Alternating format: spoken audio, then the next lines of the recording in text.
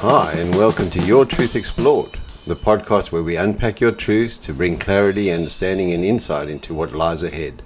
My name is Rodney Reinders. Today I'm really pleased to welcome Nicky Rasmin to Your Truth Explored, and this is our first guest episode, which is slightly longer, but so rich, full of discussion.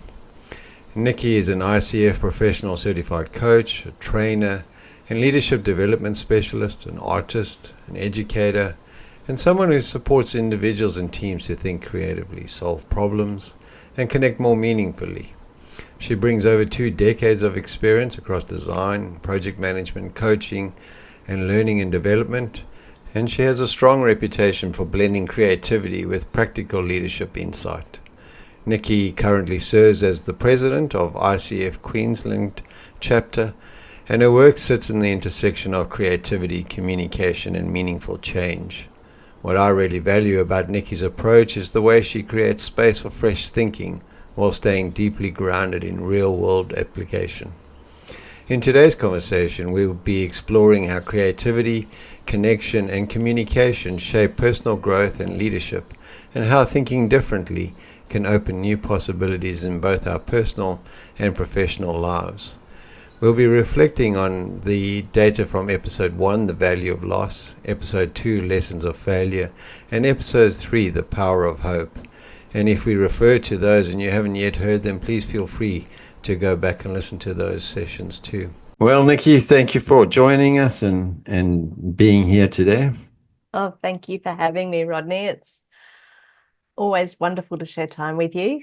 Yes, I do enjoy our chats. Now, Nicky, when you were preparing for this conversation, we looked at Episode 1 that focused on this value of loss, and Episode 2, Lessons of Failure, and then Episode 3, The Power of Hope. And today when we discuss, I really want to invite you, if you're listening as a listener to this, to take this as a reflection time. How does this information, what can I use this information, and how does it impact my approach to those 3 subject matters? Now, Nicky, you're quite the creative person, which is one of the very many things I enjoy about our relationship. So when you think of those 3 aspects and you look at it through your sort of creativity lens, how do you encourage reflection and growth from that data, which typically we would consider negative, but has this positive skew to it? And I think it's really important to understand or to question when did it become negative? Yeah. And why? And I think, there's so much to be said for reviewing the education system that we now sit in, Rodney, which has this very black, white, yes, no, right, wrong. And really, from the get-go, our beautiful young people are learning that, or are told that if you don't pass, then you fail. Yes. Why can't we start thinking about, if it doesn't go to plan, then you learn? It would be so much easier on all of us if we had that philosophy. Yeah. And the more we create psychologically safe space where things can perhaps not go quite to plan, where things can go in a different direction. For example, I'm working on a piece for an art exhibition, and I need to have it finished in a month's time. I'm just checking the date. Every single experimental piece that I've done in the lead up to all of my exploratory work, you could say has failed, or you could say has given me feedback as to where my next step would be. Yeah. And I think it's when we look at loss, I mean, the loss of someone that we love is something very different. But if you're looking at loss of ego, loss of success, loss of perceived winning, then that can all be reframed around what is success anyway. Yeah. So Mm. if you put your coaching hat on, then Mm. um, and there's a listener that's listening, and he's steeped in his loss or his failure or his rejection, Yeah. and he has that lens of pass or fail. It's either working or it's not working. What would be one of the keys, or how do we start the conversation where that person can reframe their data? Yeah. And I think that starts with a safety piece. If you've never been given permission to take more than one go to get something where it needs to be, then it can be really tough. Yeah, But, if we gave up learning to walk the first time we fell over as a toddler, the world would be a very different place, wouldn't it? that's right. Yeah. So Yes, that is. as children, we have the tenacity to review um, the hiccups or the blimps or the whatever you may call it, the loss, the failures as feedback, Yeah, as okay, I might need to shift, I might need to do this, I might need to do yeah, that. Great data. I'll just move forward now, empowered with the data. But yeah, we lose that ability as we go through into adulthood, and that impacts hope because if you can't see that it is simply feedback, then it is very difficult to hold on to the learning journey if yeah. you are constantly outcome focused rather than and have that sort of immediacy requirement. To the outcome. Yeah. So now, when you think across your platform, and I know your platform is quite varying, so including your education platform, Mm. what is the stronger pull? Is loss the stronger pull? Is failure? Is this lack of hope? Just if you consider those three subject matters, what's got the strongest pull in this day and age? Or is there no such thing? Is it a human combined reaction to situations? I think the loss piece is has two different frames for me. There's the loss of there's the grieving loss, which is the emotion of um acknowledging that there was a love or a connection that is no longer there. And I think quite often we anchor into the term loss when in actual fact we have a hurt ego because of failure. Hmm. So true loss for me is a grieving process. Yeah, And um, grieving is acknowledging that we've had the privilege to feel connection or the privilege to love. And uh, and that's a whole emotion that needs to be nurtured. yeah, It's asking ourselves, are we feeling loss because our ego was threatened because of a failure that we took to heart instead of taking it as feedback? yeah, That's a really interesting one. And that I've got two kids, they're 18 and 20. A lot of their friends, and sometimes my darlings, it's the instant gratification generation. We're going to have to somehow encourage our young people to develop a longer, drawn out expectation of what reality is. yeah. It's not getting things right the first time, but that doesn't mean you're a failure. On that matter, I wouldn't mind going back just a step. You referenced the terminology we attach to it, and I've heard you have this conversation before, so maybe you can remind me of the language you use. But we have limited meanings. Loss equals this, or failure equals this.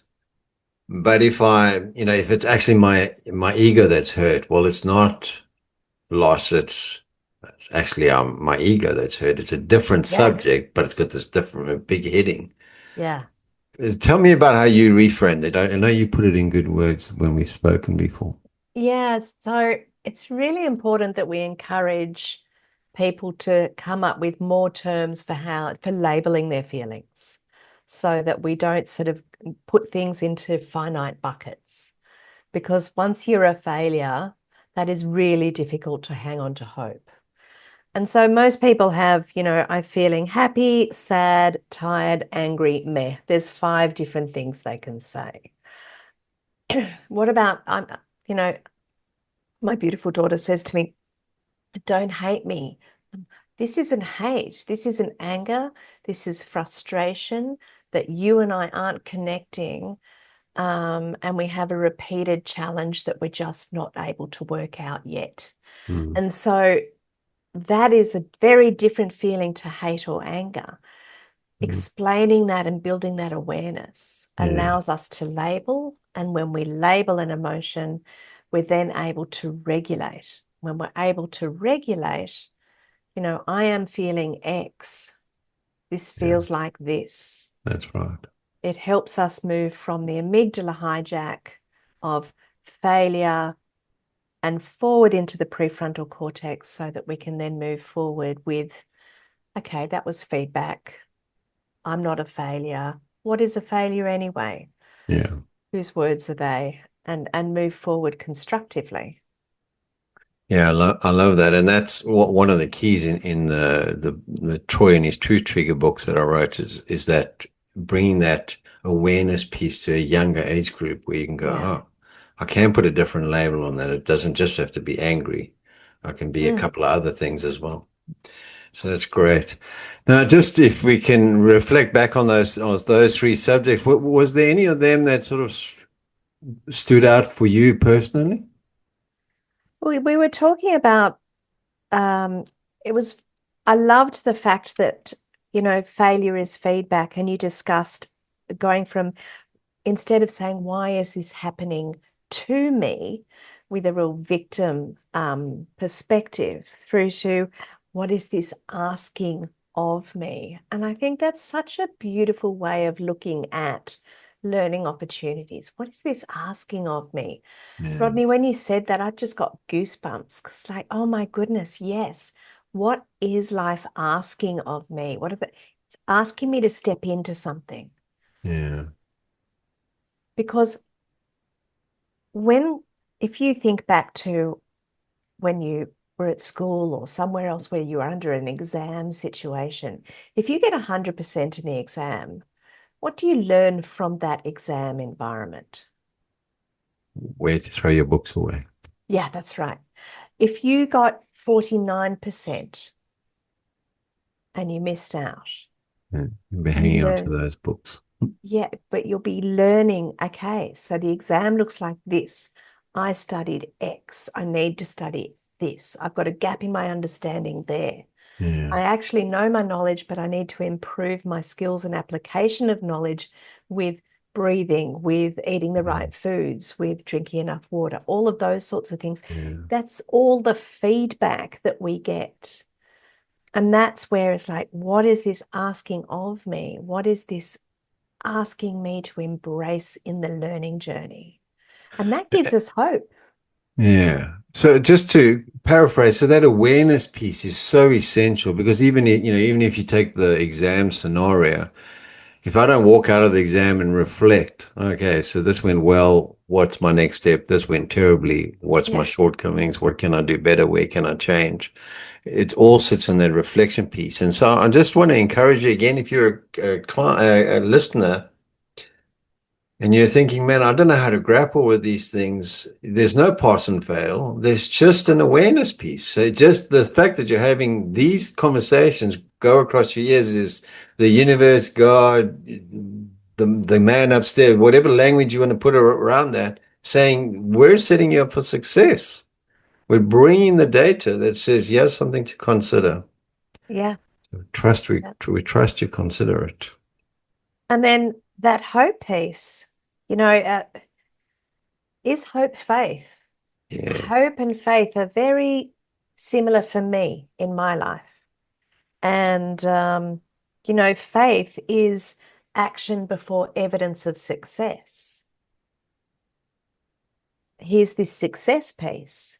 See, success. What is success anyway? So faith is action before evidence that you're going to get an outcome. Yeah. a desired outcome. Because, if we took action and had the faith to take action on any outcome, that would be an extraordinary piece of hope. That would be an extraordinary leap of faith of, I'm going to do this regardless of whether I pass or fail. That's a really, that's a big one. And, there's a phrase that creativity is taking creative action. The true sense of creativity is taking action and creating something with no guaranteed outcome, without even knowing where you're going, let alone knowing what success looks like. Yeah. So, Yeah, I am a big fan of that hope data or information, or the way it's presented. And particularly even the hope song, I play it all the time. It's that quiet companion. It doesn't change the world, but it just says, let's take another step and let's see where that step leads.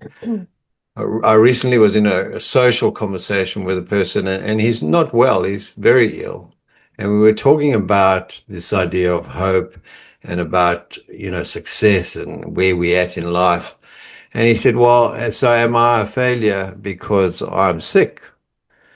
And I said, well, before I can answer that question, you've got to define for me what is success in your mind. If success in your mind is your relationship with your wife and you have a fantastic relationship, then your illness is not a measuring stick at all. No. But if success in your mind is linked to your health, well, then it's probably not looking very good.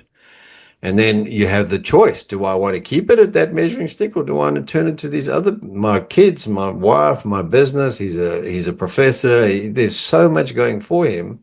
Is it those things, or is it this one thing? And I walk my path and you walk your path, and you can choose, we choose our own ways. It was an interesting benchmarks of what is success, what is failure, what is faith. They're different for everyone. And we trip ourselves up when our ego gets involved and attaches itself to someone else's, or we inherit a belief about any of those. That's right, yes. That's worth saying again. So when we attach ourselves to somebody else's version, our egos, and you hear that a lot in people, they telling you the way it is, but when you question the fundamentals of that, they go, oh, I don't know, it's just the way it's always been. That's right. And inherited beliefs and inherited benchmarks. Life's moving too quickly for us to have inherited benchmarks. It's like saying I'm going to retire when I'm 67, and one day I'm going to walk out of the office and I'm going to sit in my big leather chair and I'm going to watch television. I mean, I can't think of anything worse. So why would I use that as a benchmark? And yet there are many people who still see that as a benchmark of success. Yeah, interesting. Yeah. So if loss teaches, failure refines, and hope sustains, what do they collectively prepare us for? Is that a universal outcome, or is it still an individual result? No, they're so closely linked. I think all of that's the magic of these three, is that they teach us to have more presence. Loss teaches us to have presence so that we savor the moments. Failure teaches us to have presence and reflection, or the presence to reflect without judgment. And to look for the feedback that it truly is. And hope is that steady inner resolve, as you say. It's that quiet voice. It's the quiet voice that says yes, regardless of whether it's loss of a connection or loss of something else that we labeled up as loss, an ego feedback piece. We can use all of this feedback to move forward with hope. Yeah, that's good. Hey?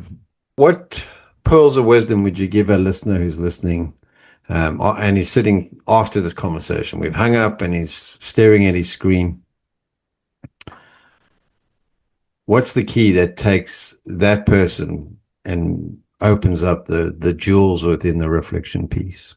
Yeah. So just be kind to themselves and build an awareness of what have I inherited without questioning as a benchmark for me. What is success and what is failure, and is it?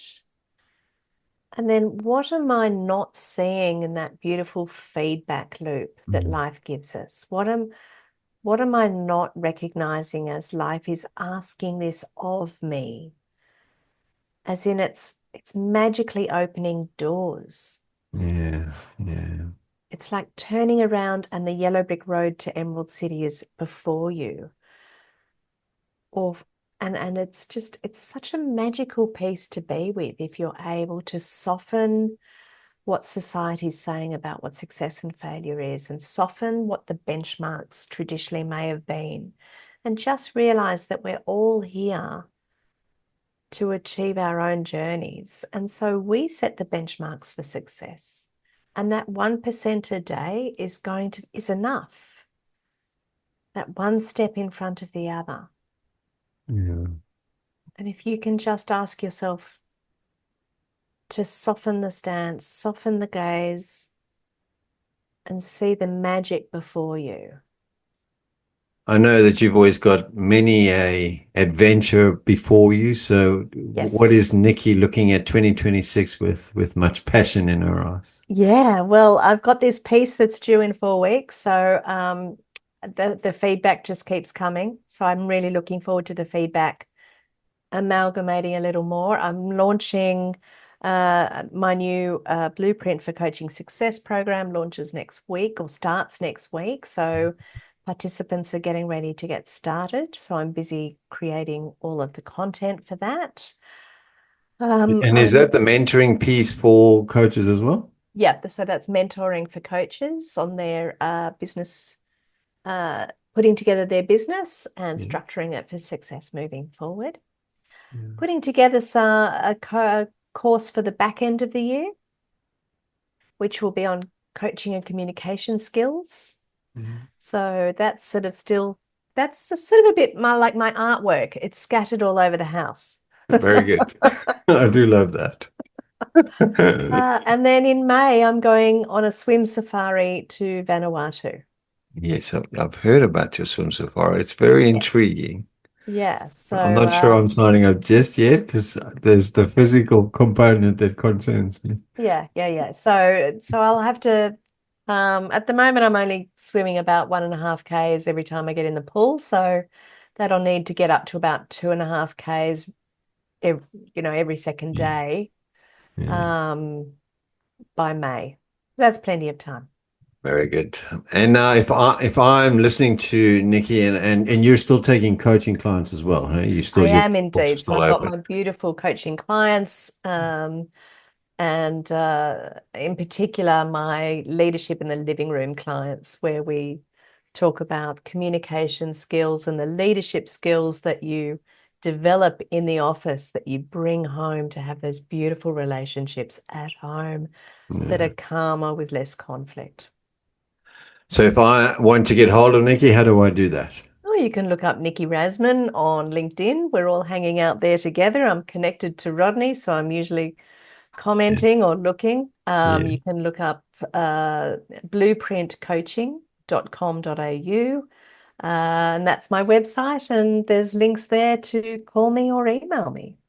Lovely.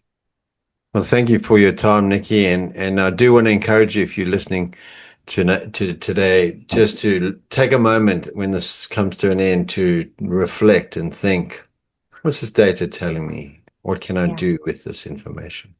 What is the world asking me to do with this gorgeous feedback? And where is the opportunity for me to grow somewhere? Awesome. Very good. Thank you. Thank you for listening to today's episode of Your Truth Explored.